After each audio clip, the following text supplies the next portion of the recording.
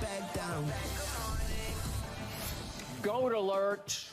It's time for our weekly Wayne's World. Lil Wayne joins us, as always, on Fridays at this time. Good morning, Goat. Good morning, Skip. Good morning, Paul. What up? What up? You're coming to us live from New York City, right? Yeah, man. Yes, I am. I had West Virginia last night. Oh, wow. You're everywhere. I have big eyes, Skip. I know they look low, but I have big eyes. So definitely I can see that. I always could see that with or without LeBron or nobody, anybody there. So I saw that with the young players. But, of course, this time, you know, especially what they did last year, Skip, it shouldn't be a surprise, but, man, it surprised me. So when you see that, it's kind of like that. They got that Patrick Mahomes, that Tom Brady thing about you don't bet against them, that type of thing going on. Yeah. So have you liked the supporting cast more lately? I have. They've been doing their thing. They're doing exactly what they're supposed to do. The role players are being more than role players. I have.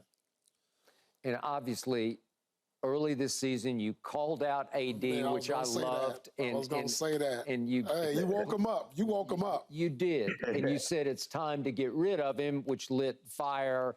And he has been on fire. And that night up in Milwaukee, my God, against Giannis, that was spectacular. And Paul came in the next day and said he looked like the best player in the league. So he dropped him that night, Bob. Yeah. So, Wayne, how have you watched AD respond to what you said early this season? First of all, I don't think AD is responding to what I said. I don't know about that. I disagree. I think he hear you, Wayne. I think he hear you. He hear everything. I think he just balling out, man. I think he going through with which I was watching earlier when y'all was speaking about Zion and what Rachel was saying about Zion about, you know, after the playing tournament, about him hearing everything and actually responding to that by doing more. I think that's what he's doing, just probably extra workouts and probably actually paying attention to what Brian said about, keeping his body together and his health and all that type of thing. And I believe that's all it is. Man, I get what your frustration is about him, because me too, Wayne. I see a player that I saw the other night in Milwaukee become just the best player in the world, and you like, why can't he do this every single night? Every night. It's like it gets frustrating because one night he's all world and the next night you're like, where'd he go? And so that's the most frustrating part about it, because if the AD that showed up in Milwaukee show up that way with LeBron, then the West is going to have a problem. Ooh. Exactly. So, Paul, you had a stat yesterday that shocked me because I lost track and touch, but you look back and AD's played in 96 of the last 100 games? 96 of the last 100 games before last night. So he's heard us cry just, hey, we need you to have your ability to be availability. Yeah. And that's what he's done. And that's all you ask. Like, look, man, toughen it up. Some of these injuries you could probably play through. You know, go out there and show your true ability, because at the top of his game, you can't tell me he's not on the same level as Joker, as Joel Embiid, as a big man across the board. He's probably the better defender out of those two also. And he could put up the same offensive numbers that they do. So it's frustrating when you got a guy who could be the best player in the world, arguably, not show up every single night. And what I loved the most about the Milwaukee game was something happened to his knee, and I still don't know exactly what. First, I thought he banged knees, so it was like a bone bruise, but then they said it was hyperextended, whatever. They were treating it every time they had a timeout in the sideline huddle. And, hey, he just sucked it up and kept on keeping on and played a career high, whatever it was, almost 52 minutes. Well, okay, there might have been a time 2, 3, 4 years ago. I don't know that he sucks it up. I don't know that he plays through that. He would have walked to the back of the locker room. He just might have. Yeah. And you like to see that. What, Paul, you know what I think have a lot to do with it, too? I believe it's the competition in the league overall, period. I believe that has a lot to do with it. I believe, you know, the rule changes and all that. It may make a player like himself feel like I ain't got to go out there and give him my all every night. But now it's ramping up. Yeah. You got Houston coming in. You got Steph and them in the 10th position. I believe that has a lot to do with it. Yeah. So, Paul, what do you see in AD's game? How, if you had to describe it to somebody who had never watched him play, how would you describe what he does?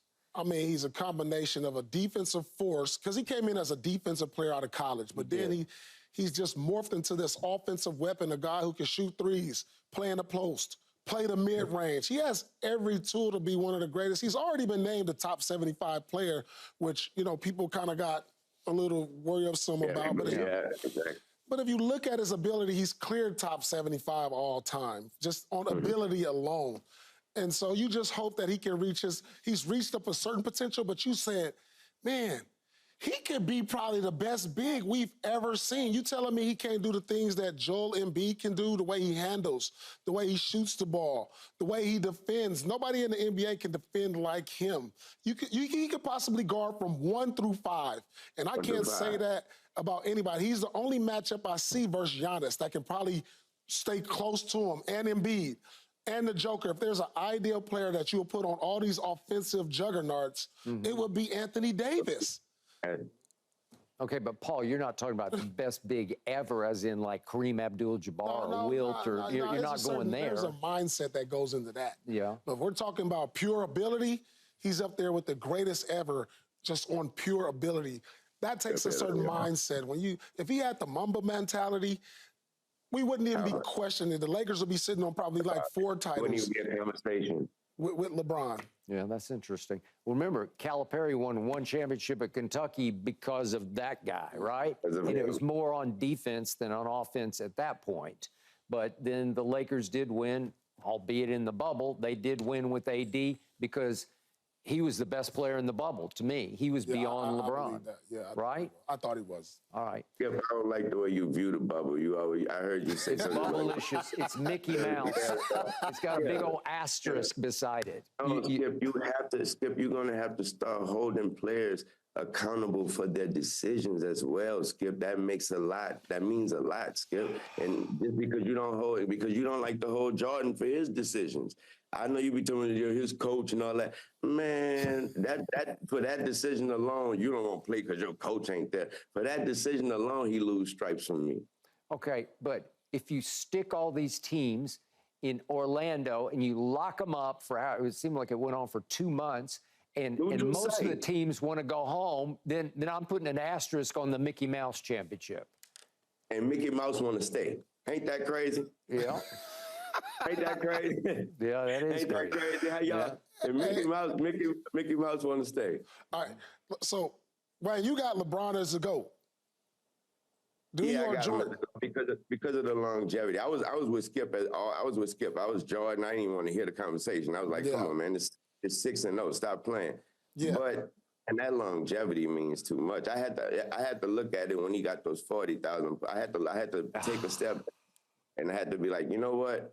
For the simple fact that he's not a point, he don't even look for the points, and he done done this. And I know Skip like to be like, it's just the longevity. He's just gonna get it because of Skip. He could play that long and not have 40,000 points. So he got him as the GOAT before this year. See, I'll put him in that conversation if they win this year. If they win. I heard you say that. It'll be undebatable, undisputed if he wins this year. But he has to win, and I think it's kind of impossible feat.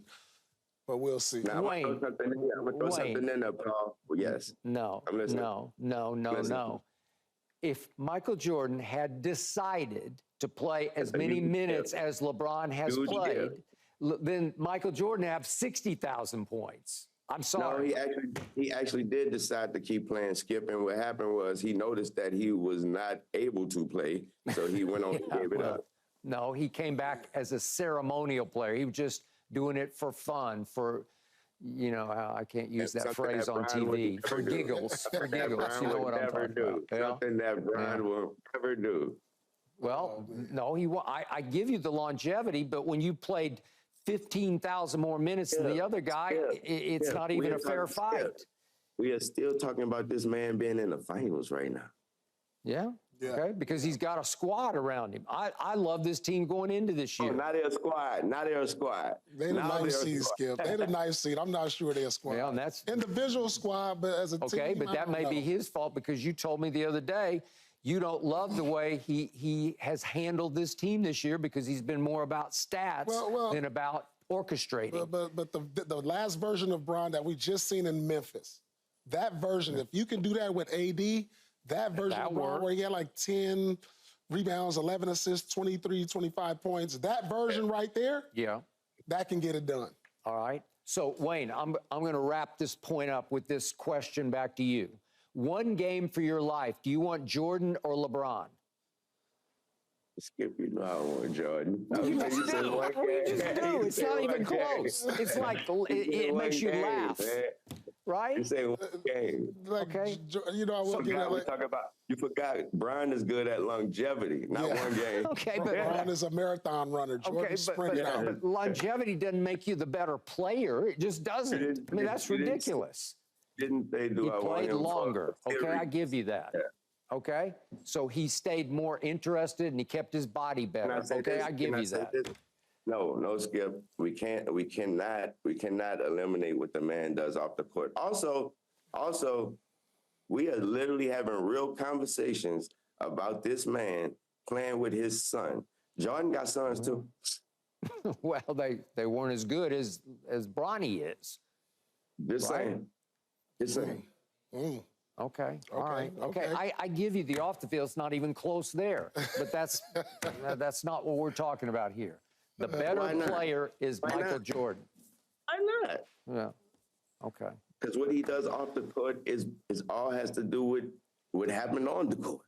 Okay. Yeah, it's still up for debate for me. It's way up for debate. And Paul doesn't think they're going to get there this year, but I give them a shot, and I think Wayne gives them a real good shot. This is like climbing Mount Everest. I like Paul's point that he make about how we gotta respect him for what he done to those Warriors, man. Those Warriors was that was like the Patriots that year when the Patriots kept winning and they went up there and just that's like that to me. Okay. And speaking of those Warriors, hang on. For lack of a better term, quick trigger, just reaction to his history. Huh. Also, I felt that ref, I think that the ref made a decision like, I don't want to hear it no more. I don't want to hear this. I don't want to go through the rest of this game hearing it. I don't want to deal with it. Okay, so you thought the ref should have given him a little more leniency, like waited another minute or so? No, I don't. I think the ref did what the ref was supposed to do because, like I said, it's the ref's call. So you can't, I don't like to make judgment on how the ref is reffing the game, but unless it's just an obvious bad call. But now when it comes to the text and somebody fussing at the ref, and ref make the call on his own, on their own. So it's just that I think the reason it happened is because of his history. Yeah. Okay. So go bigger picture then. Warriors playoff shot. What do you give them? What's going to happen? Will they flip a switch or do they have a switch to flip? Skip, I believe that we're flipping that switch for them right now. Yeah, I believe that even if they didn't know they had one, if they didn't plan on flip, I think that by all this talking about, I think that's what we're doing right now when we're flipping it for them. Okay, and that could inspire them to do what? To go how far?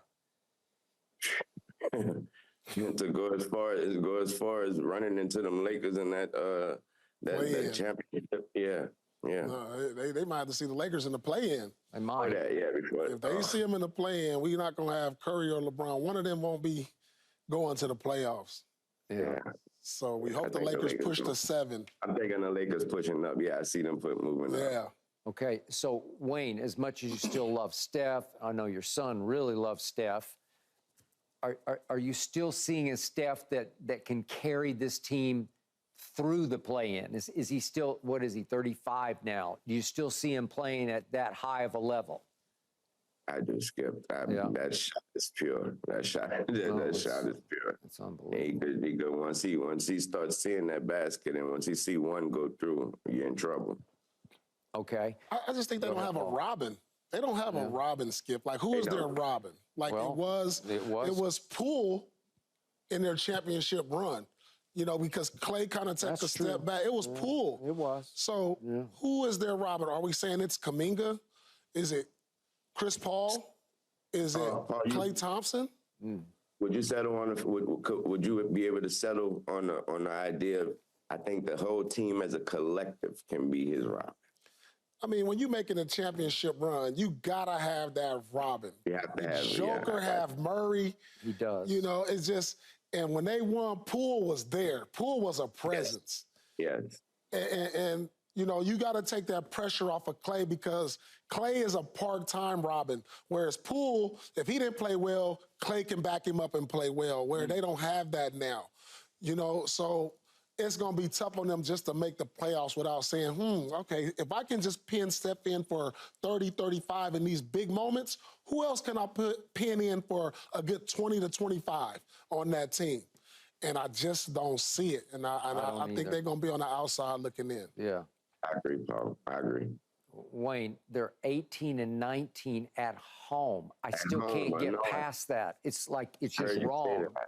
Yeah. Yeah, because they used to be very dominant at home. Like, God. Man, teams just come in there, sit at their kitchen table and kick the feet up. They do. And be like, man, let me get some orange juice. Let me get some of that chicken. They just put the feet up in their house. Let me get a side of beans. By the way, I love those slipper loafers you wear. This is what everybody doing to the Golden State Warriors, putting their feet up on the table. Hey, man, turn the heater on. It's cold in here. But they're in a new building, right, Paul? Yeah, I mean... in a new building, right?